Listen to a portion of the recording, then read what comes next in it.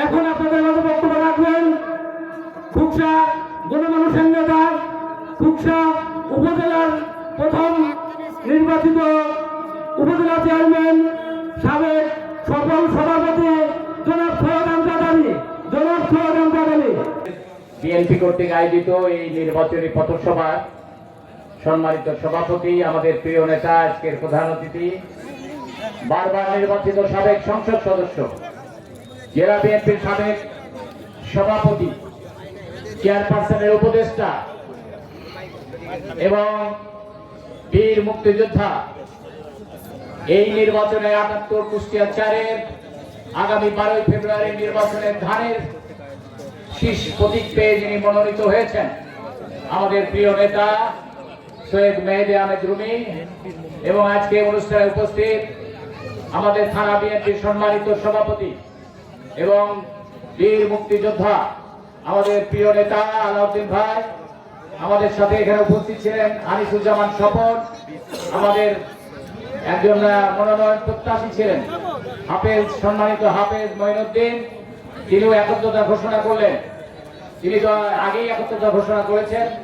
আলাউদ্দিন ভাই, শেখ সাদি, আনসার প্রামাণিক সবাই আনুষ্ঠানিকভাবে দলের চেয়ারপারসন বর্তমানে তারেক জিয়ার নির্দেশ ক্রমে প্রত্যেকটি নেতা কর্মী আলাউদ্দিন ভাই সহ সকলেই বিএনপির পতাকা তলে এই প্রার্থীর সপক্ষে দলের নির্দেশনা মেনে ধানের শীষের প্রতীকের সপক্ষে তারা নির্বাচনের মাঠে আছে। তার প্রমাণ এখানে আপনারা দেখলেন। যেমন আমরা সবাই এক ধানের শীষ প্রতীক নিয়ে এই বনগ্রামের পশ্চিমপাড়া, মধ্যপাড়া, পূর্বপাড়া সমস্ত বিএনপির নেতা আমরা সবাই এক। আমরা এখানে যারা অন্য দল করতেন তারাও আমাদের সাথে কথা দিয়েছেন যে তারাও দলের বৃহত্তর স্বার্থে বর্তমান দেশের প্রেক্ষাপট বিবেচনা করে দল মত নির্বিশেষে সবাই এখন বনগ্রাম সেন্টারে যত ভোট আছে সমস্ত ভোট দল মত নির্বিশেষে সবাই ধানের শীষের সপক্ষে ভোট দেবেন। এটাই হবে আজকের অঙ্গীকার। কি আপনারা রাজি আছেন তো? হাত তুলে দেখান। আমার মা বোনরা হাত তোলে না, তারা আবার এই আত্মঘাতী সিদ্ধান্ত নেবে নাকি ওই বেহেশতে যাবে নাকি? বেহেশতে যাওয়ার সুযোগ নাই। বেহেশতে যাওয়ার কাজ আল্লাহ যে কাজ দিয়েছে, নবী যে কাজ দিয়েছে সেই কাজে নিয়োজিত থাকতে হবে, নামাজ আদায় করতে হবে, ধর্মীয় অনুভূতি নিয়ে সেইভাবে কাজ করতে হবে, মানুষের উপকার করতে হবে, তারপরে নামাজ রোজা আছে সেগুলো করতে হবে, হজ যাকাত সব দান দিয়ে করতে হবে, সৎ পথে থাকতে হবে, হালাল পথে উপার্জন করে খেতে হবে, সেইটা পুরস্কার দেবেন আল্লাহ তাআলা, নবী আমাদের সুপারিশ করবেন। কিন্তু এখন যারা ওই কোরআন শরীফের ছোট্ট একটা কোরআন শরীফ হাতে নিয়ে মা বোনদের কাছে যাচ্ছে, নামাজ না পড়লেও ক্ষতি নাই, দাঁড়িপাল্লায় ভোট দেন, আল্লাহ তাআলা বেহেশতে নিয়ে নেবে। এই ধর্মীয় অনুভূতির এই দুর্বল কথায় আপনারা কোনো আত্মঘাতী সিদ্ধান্ত নেবেন না। আপনারা পরিবারের প্রত্যেকটি ভোট আপনারা পাহারা দিয়ে এই বনগ্রামবাসীর কাছে বিনয়ের সাথে নিবেদন করতে চাই, বনগ্রামের সমস্ত মানুষের আমি একটা সন্তান তুল্য, সন্তানের মতো আপনারা আমাকে ভালোবাসেন। যারা আমাদের বয়সী আছে তারা বন্ধুসুলভ, যারা আমাদের মুরব্বী আছে তারা আমাদের পিতার তুল্য।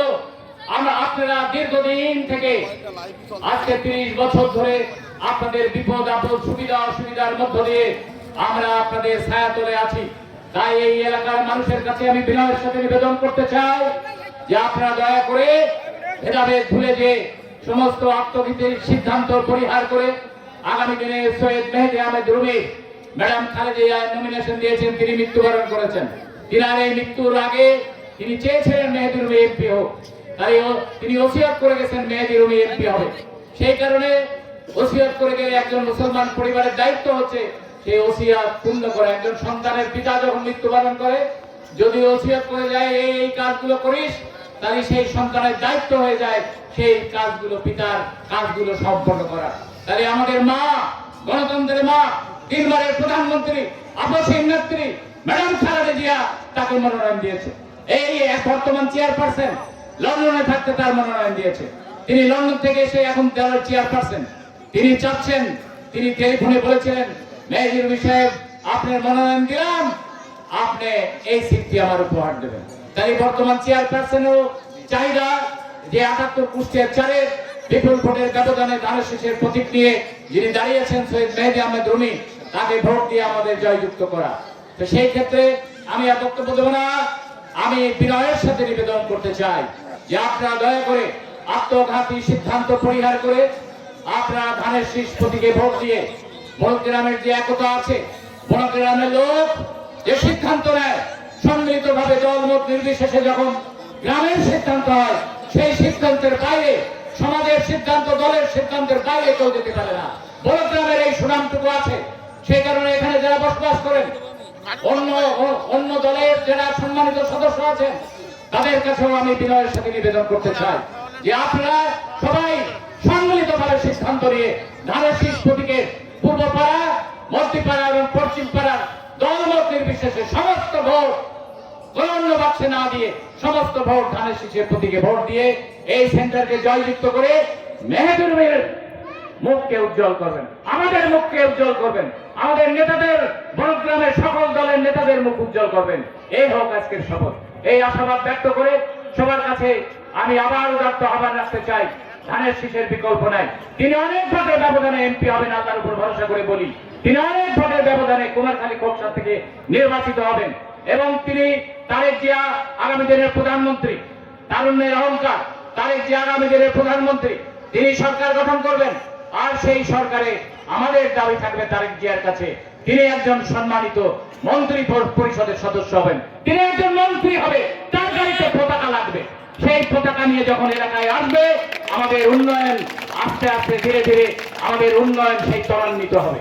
এই আশাবাদ ব্যক্ত করে তার সাফল্য কামনা করে মামুনদের কাছে অনুরোধ করব, আপনারা আপনাদের পরিবারের সিদ্ধান্তের বাইরে না যে কোনো দুর্বল কথায় আত্মঘাতী সিদ্ধান্ত নিয়ে তথ্য গোপন করে অন্য বাক্সে ভোট দিয়ে আমাদেরকে বেইজ্জতি করবেন না। আপনারা সবাই, মা বোনরা সহ সবাই ধানের শীষে ভোট দেবেন, এই আহ্বান করে আমার বক্তব্য শেষ করছি। আল্লাহ হাফেজ। বাংলাদেশ জিন্দাবাদ।